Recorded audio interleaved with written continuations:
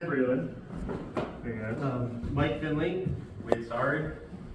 We've been working with Kathleen for a few years now, kind of spearheading this historical trail.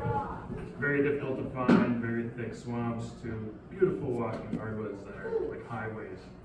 I guess we'll kind of start off. I'm sure a lot of you are aware of what the Bentley Trail is historically. If you're not, we'll be here for a while to answer questions there. So, Bentley Trail. Did navigate from the McCormick Wilderness area up to the Crown Mountain Club. But our working area is basically this. Both ends are governed by the Forest Service and by Crown Mountain Club, so those areas are not our key areas of interest. But there is some evidence of it in the McCormick Wilderness that we're able to walk and basically find history. This is basically the historical route. You can see the little red dot down the bottom left. There's White Deer Lake, but and then up into here, Mountain Club, which we're not interested in currently. It's a northern stretch, working toward the Huron Mountain Club from the northwest road. You can see that sharper corner, getting south into the Cedar Swamp, Cedar River, and Salmon Trout River headwaters are in that area. And then as we work farther south, start to climb a little bit of elevation into the Yellow Dog Plains. We've got terms for all of these areas.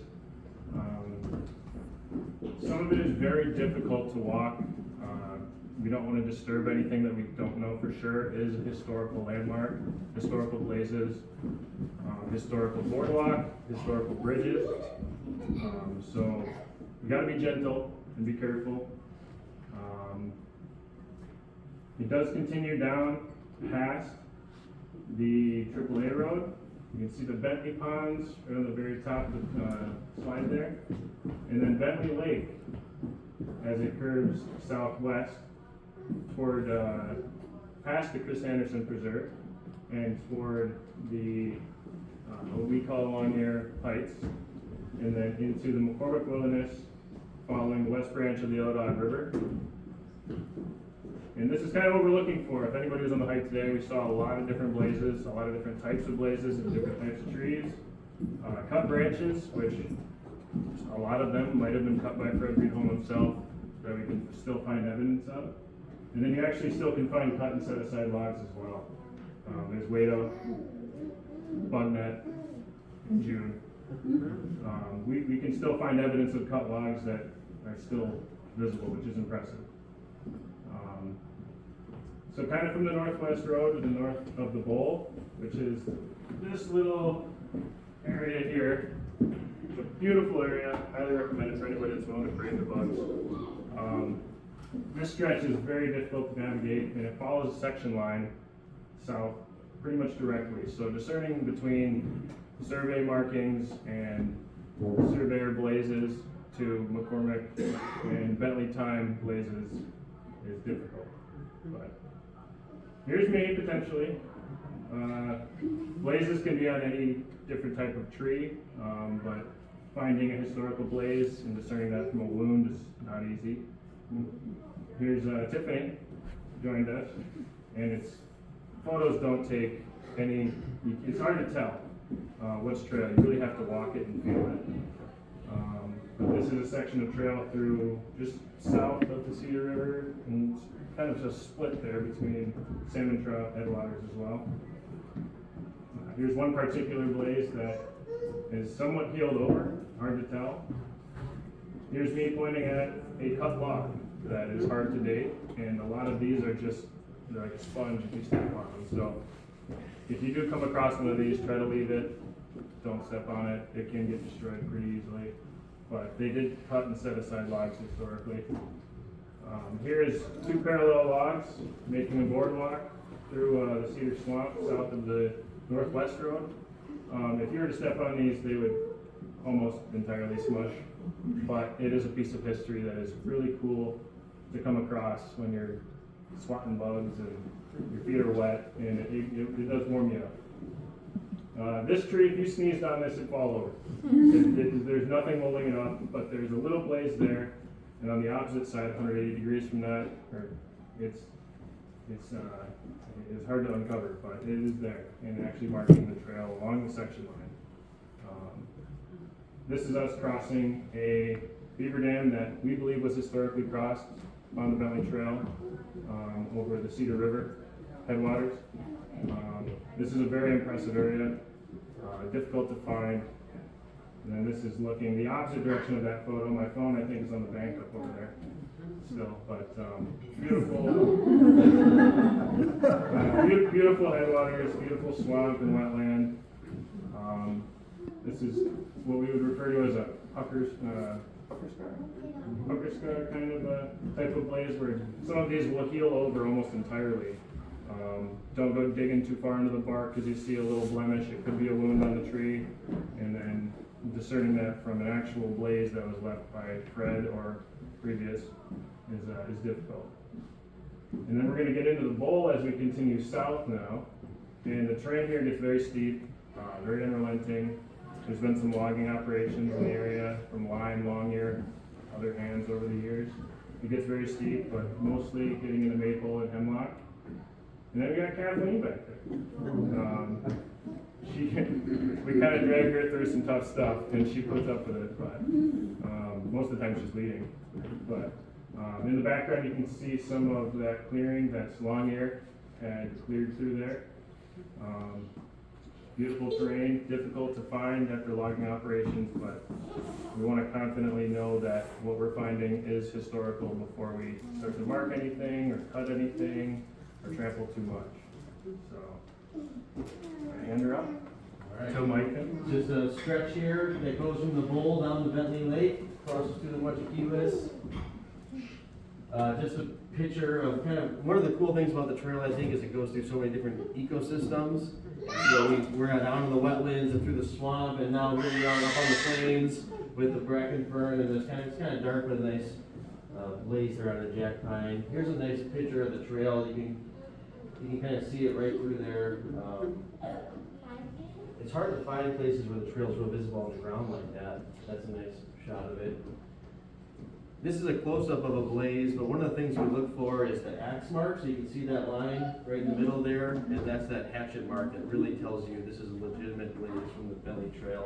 Someone purposely came through here and made this. It wasn't a tree that fell down and caused that scar. Here's one of our work days in the Muchakiwas, where the trail pops out to a clearing, and we're right on the trail there.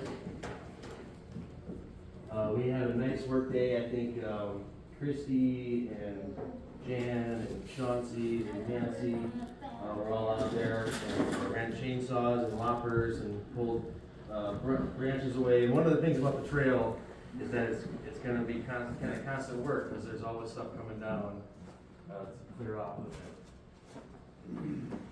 Here's when I came up to visit Kathleen, and we unexpectedly got 12 or 14 inches of snow this time of year.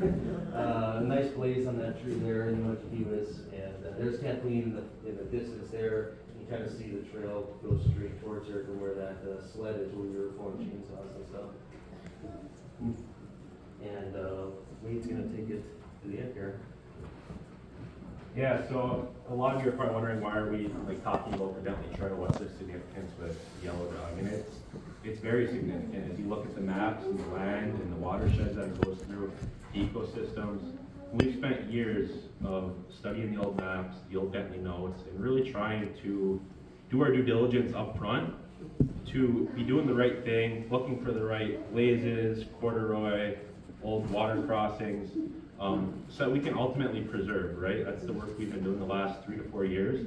And we're still in that stage of preservation and marking the actual trail, really before we start to open up the coordinates and highlight the trail for everyone. So kind of the last stretch that we're going to cover here is into the McCormick Wilderness from Bentley Lake. Another example of a blaze, and here's kind of a non-impact example of what we're doing to mark the historic Bentley Trail. Small packs like that, ribbon that is eco-friendly, things that we can do outside of our own phone GPSs as we're tracking and putting waypoints. And this is the money shot, I think. This is Dan walking through, you know, the cut log on the Bentley Trail. You don't find that just everywhere in the woods, right? So this is great evidence of the Bentley Trail. And we wouldn't be here today, and we wouldn't have done the work that we've done over the last 4 years if it wasn't for Dick Bentley. Rest in peace to Dick. Between Fred's work, the things that Dick had shared with us and got us connected, it was like the spark that ignited our passion to start reviving the Bentley Trail. And here's a photo of us actually bringing Dick home and spreading his ashes in Bentley Lake. Great example here. It might be hard to see, but it's like a miniature railroad grade going through the swamp, and that's corduroy. So outside of the cut logs that, you know, have a nice gap in between them, the corduroy, the cedar that they use for the corduroy, is all preserved within the swamps. And walking on it, not suggested. We're walking on the side of it again to preserve it, but just absolutely great sign of the trail. Here we are at Bentley Lake, and if you look up top on that tree, you can see the Bentley sign. That was not in the right position, and we got up there and got it fixed. But posing for a photo with Kathleen. Very own Chauncey. Now this is a better photo to actually see the corduroy going through the swamp. And you can tell in the smile at Chauncey's face there and the double thumbs up. That was a great moment because we were really trying hard to find this part of trail that outside of Fred, John Anderson was probably the last one to go through there. And being able to find that from the Longyear Heights section towards Bentley Lake, we were almost giving up hope, and then found a blaze and off we go. Here's Chauncey on a little beaver hut overlooking Bentley Lake. This was on the same day that we spread Dick Bentley's ashes. A great shot of Bentley Lake on a nice sunny day. Kathleen spraying some tobacco in the water, as we said prayer in honor of Dick's life.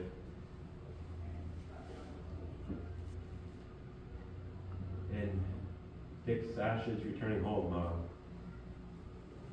Real powerful day and moment that was.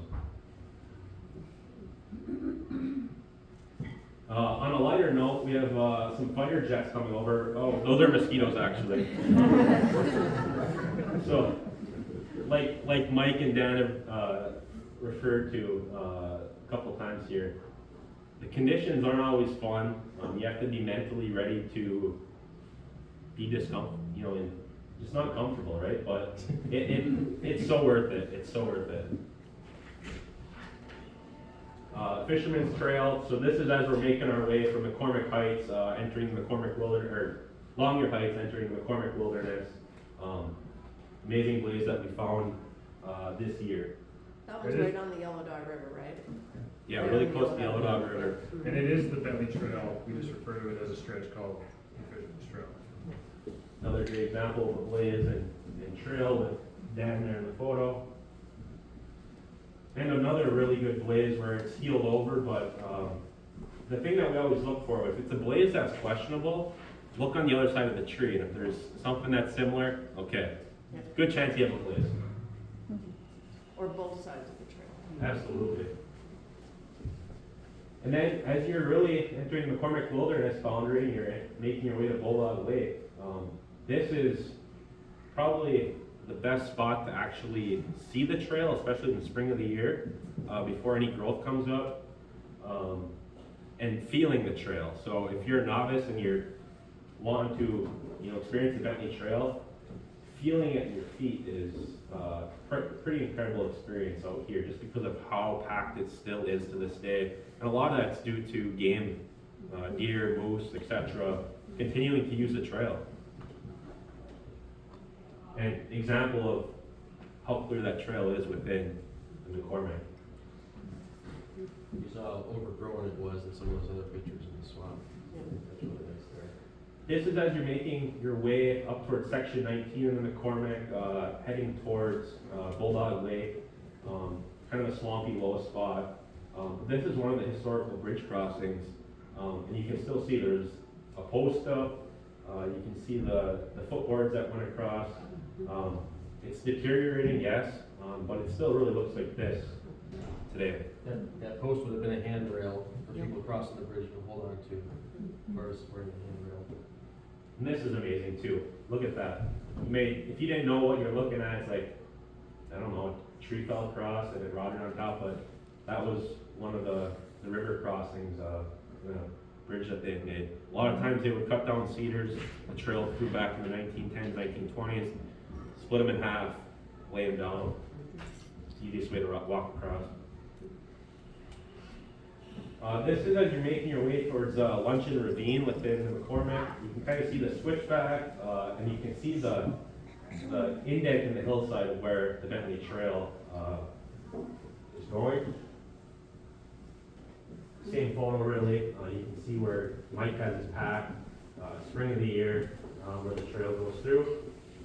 And this is a really good shot of Luncheon Ravine, Cyrus McCormick's favorite spot to have lunch, as he's making his way either to the Huron Mountain Club or back to Whitedeer Lake. Again, real similar shot where you can see the trail. And again, I've said it before, but within the McCormick, between Bulldog and the falls on the Yellow Dog, a lot of good stretches just like this. So in closing, I think our ask of this group is, if you have any questions or interest in the Bentley Trail, you can talk to us at any time. We have an email address that Kathleen put together for any inquiries, but really we're in the stage now, we want to hear stories, we want to see photos, and gain interest. So if anyone has Bentley Trail stories, photos, people talk to their grandparents, what have you, please pass those along, because it's just so important for us as we continue to uncover historical evidence outside of the work that Fred did with Spirit Heartland. So thank you, and any questions, please feel free to ask us after. Thank you, guys.